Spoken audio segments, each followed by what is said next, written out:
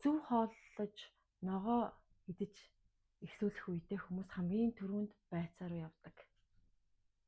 Байцаагаар эхлэх үед үнэхээр уйтгартай амнаас унчих гад байдаг, хажуунаас гэр бүл дургуутсаад байдаг, хүүхдүүд хоолоо иддэггүй.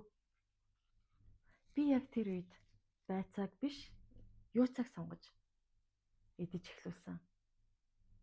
Юуцаа 1-2 дугаар хоол хийхэд үнэхээр харагдах байдлаараа тансаг харагддаг. Хоолны хачирт бол бүр супер.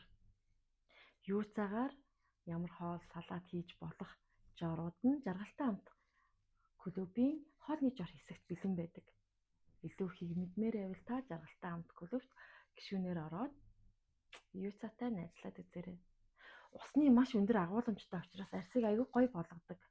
Чийгшил аягүй сайн өгдөг. Гоо үзэсгэлэнгийн бэлэгдэл гэж хэлж болохоор тийм тансаг ногоо. Юуцаа